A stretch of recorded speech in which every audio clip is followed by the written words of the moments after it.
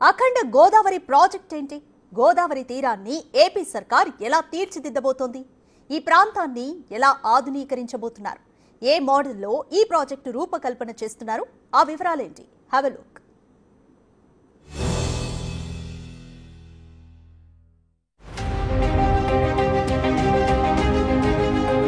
Double engine సర్కార్తో ప్రగతి, 430 కోట్లతో ప్రాజెక్టుల శంకుస్థాపన.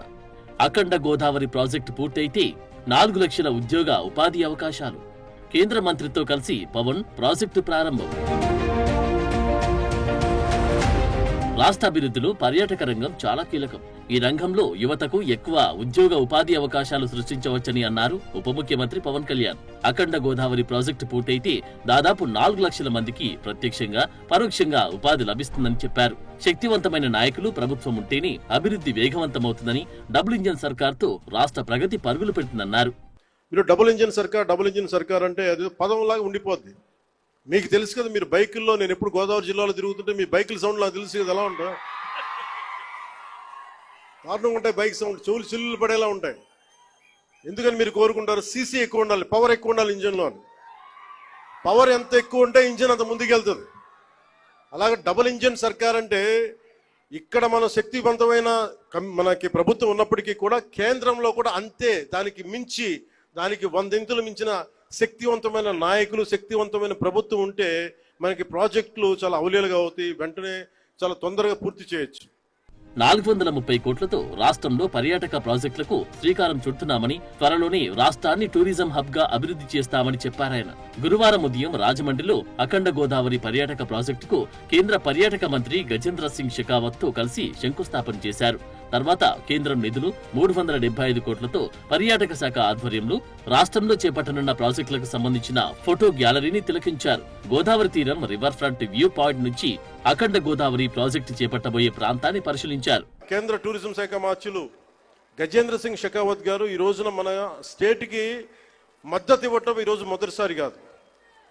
ఈ రోజున మనకి విశాఖ స్టీల్ ప్లాంట్ కూడా మనకి ఈ రోజున దాన్ని ప్రైవేటీకరణ కాకుండా కాపాడగలిగామంటే దానికి ముందస్తుగా దానికి మనకి బీజాలు చేసింది గజేంద్ర సింగ్ షెకావత్ గారు జలశక్తి మినిస్టర్గా ఉన్నప్పుడు.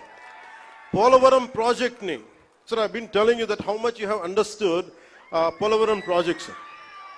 అంటే పోలవరం ప్రాజెక్ట్ ఆయన మనకున్న, అంటే నిజంగా చెప్పాలంటే నాకు కూడా అంత డీటెయిల్డ్గా నేను అర్థం చేసుకోలేనేమో, కానీ ఆయన being a public servant, former public servant, ఆయన అర్థం చేసుకొని పోలవరం ప్రాజెక్ట్ని వెంటనే దాన్ని వర్క్ చేసి పెడితే, దానికి కావాల్సిన వర్క్ చేసి పెడితే ఈ రోజున ప్రైవేటీకరణ ఆకుండా ఉందంటే దానికి ఆయన వేసిన నాంది అంత బలమైంది.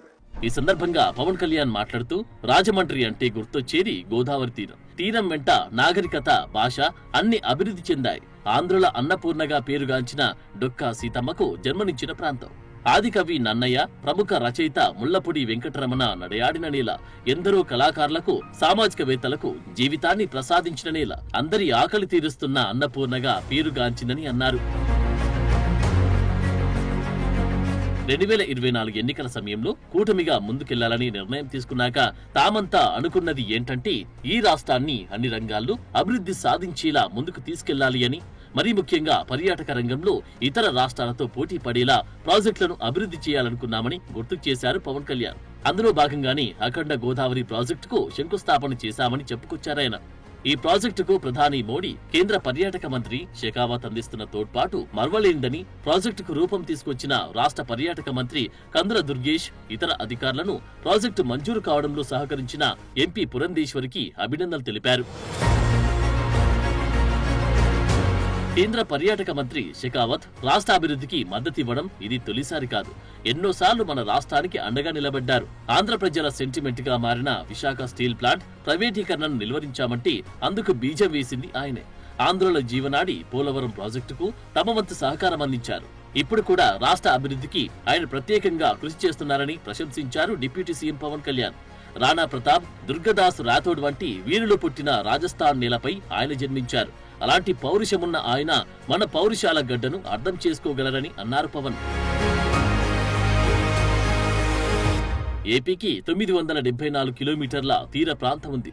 అలాగే గోదావరి, కృష్ణా, వంశాధార వంటి నదీ తీరాలున్నాయి. మిగతా దేశాల్లో అయితే హోటళ్లు, రెస్టారెంట్లు వంటివి పెట్టి అభివృద్ధి చేస్తారు. అదే మన దేశంలో మాత్రం నదులు మన జీవన విధానం, సంస్కృతిలో భాగం. అందుకే అఖండ గోదావరి ప్రాజెక్టులో భాగంగా పుష్కరాల రేవును ఆధ్యాత్మికంగా తీర్చిదిద్దేలా ప్రణాళికలు సిద్ధం చేశామని అన్నారు పవన్. ఘాట్లో ఉన్న ఆలయాల విశిష్టత తెలియజేసేలా ఏర్పాట్లు చేయడంతో పాటు గోదావరి హారతిచ్చేలా తీర్చిదిద్దుతామని చెప్పారు. కేవలాక వంతెనకు 127 ఏళ్ల చరిత్ర ఉందని, ఈ బ్రిడ్జిని పర్యాటకంగా అభివృద్ధి చేయాలని దశాబ్దాలుగా ఉన్న ఆకాంక్షలను సాకారం చేస్తున్నామని చెప్పారు పవన్ కళ్యాణ్. ఈ వారధి చరిత్ర, విశిష్టతలు, కళారంగాలు ఇలా వివిధ థీమ్లతో అభివృద్ధి చేస్తున్నామని వివరించారు. వీటితో పాటు చుట్టుపక్కల ప్రాంతాలను అభివృద్ధి చేసి 2035 నాటికి 35 లక్షల మంది పర్యాటకులను ఆకర్షించేలా అఖండ గోదావరి ప్రాజెక్టును తీర్చిదిద్దుతున్నామని చెప్పారు పవన్ కళ్యాణ్. ముఖ్యంగా ఈ అఖండ గోదావరి, ఈ హ్యావ్లాక్ బ్రిడ్జ్ లో కానీ దీని ఇదే రివర్ ఫ్రంట్ అని చెప్తా ఉన్నాం మనం. ప్రత్యేకించి మనకి 974 కిలోమీటర్ల కోస్తా తీరం, కృష్ణా నదీ తీరం, గోదావరి, ఇంకా మన తూర్పు మన ఆంధ్రాకి వెళ్తే అనేక చిన్న చిన్న నదులు, నాగావళి, వంశధార, ఇట్లాంటి అన్నిట్లో కూడా ఎప్పుడు నదీ పరివాహక ప్రాంతాల్లో ఎక్కువ మనకి రివర్ ఫ్రంట్ ఉంటుంది. అంటే మనం ఒడ్డును కూర్చొని చూడగలిగే పారుతుంటే దాన్ని మిగతా దేశాలు విపరీతమైన టూరిజం డెవలప్ చేస్తారు. మనకి నదులు అనేవి మనం ఎలా చూస్తామంటే విదేశాల్లో కేవలం అక్కడ కూర్చోబెట్టి రెస్టారెంట్స్ లేదంటే ఇవి పెడతారు. మన నది మన జీవనంలో భాగం, మన నది. ఈ సందర్భంగా కేంద్ర పర్యాటక మంత్రి షెకావత్ మాట్లాడుతూ అఖండ గోదావరి ప్రాజెక్టుకు శంకుస్థాపన చేసుకోవడం చాలా ఆనందంగా ఉంది. ప్రధాని నాయకత్వంలో దేశంలో పర్యాటక అభివృద్ధి ఎంతో వేగంగా జరుగుతుంది. డబుల్ ఇంజన్ సర్కార్తో రాష్ట్రం ప్రగతి పదంలో నడుస్తుంది. దేశంలో పర్యాటక రంగం అభివృద్ధి శరవేగంగా పుంజుకుంటోంది. రాష్ట్రంలో పర్యాటక రంగ అభివృద్ధికి అనేక అనుకూల పరిస్థితులు ఉన్నాయి.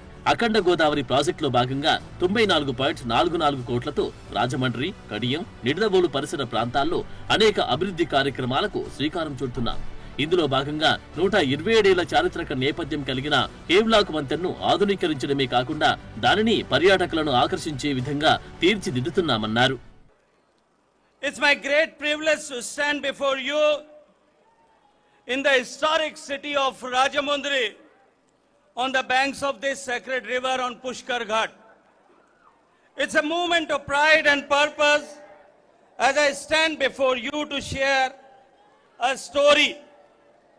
The story of India's tourism, the story of India's tourism transformation, the story of tourism potential in our country.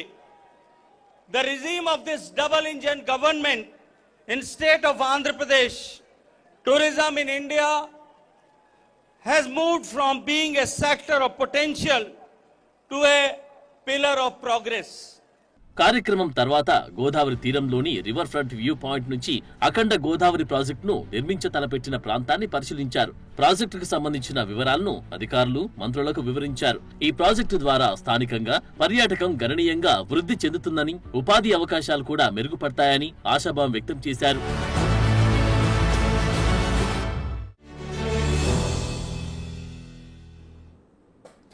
వేదంలా ఘోషించే Godavari, అమరధామంలో విలసిల్లే Rajamahendri అంటూ పాటలు పాడుకున్న సంప్రదాయం తెలుగువారిదే.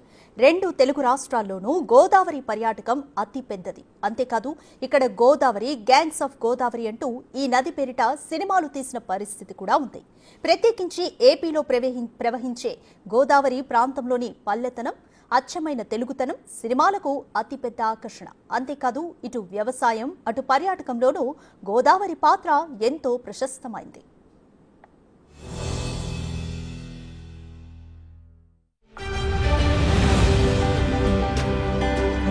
భారతదేశంలో గంగానది తర్వాత రెండో పొడవైన నది, మూడో అతిపెద్ద పరివాహక ప్రాంతం గోదావరి. మొత్తం భౌగోళిక ప్రాంతంలో 10% ఆక్రమించిన నదీమా తల్లి గోదావరి. మహారాష్ట్ర నాసిక్ నుంచి మొదలు పెడితే తూర్పున 1465 కిలోమీటర్ల మేర ప్రవహిస్తుంది. మహారాష్ట్రలో 48%, తెలంగాణలో 18%, ఏపీలో 4.5%గా ఉంది గోదావరి. ఇక ఛత్తీస్గఢ్, ఒడిశాలో కలిపి 15% పైగా పారే నదీమా తల్లి గోదావరి.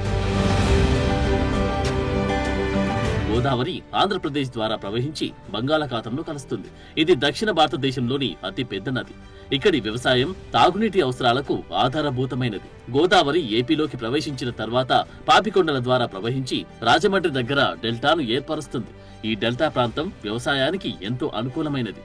గోదావరి నదీ పరివాహక ప్రాంతం ఎంతో సారవంతమైనది. ఇక్కడ వరి, చెరకు, పత్తి, పప్పు ధాన్యాలు, పండ్లు వంటి పంటలు బాగా పండుతాయి. గోదావరి నదీ పరివాహక ప్రాంతంలో నీటిపారుదల ప్రాజెక్టులు కూడా వ్యవసాయానికి ఎంతో సహాయపడుతున్నాయి. గోదావరిపై పోలవరం ప్రాజెక్టు ఏపీలో నీటిపారుదల విద్యుత్ ఉత్పత్తికి ఎంతగానో సహాయపడే అవకాశం ఉంది.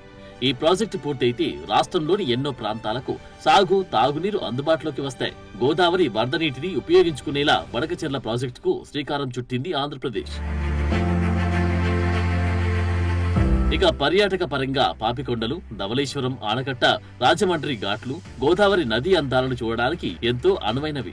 పర్యాటక రంగాన్ని అభివృద్ధి చేయడం ద్వారా స్థానిక ప్రజలకు ఉపాధి అవకాశాలు కూడా పెరుగుతాయి. ఇక్కడ పర్యాటకులు పడవ ప్రయాణం ద్వారా ప్రకృతి అందాలను ఆస్వాదించవచ్చు. నది ఒడ్డున ఉన్న భూములు సాగుకు అనుకూలంగా ఉండడం వల్ల వ్యవసాయానికి ఎంతో ఉపయోగపడుతుంది.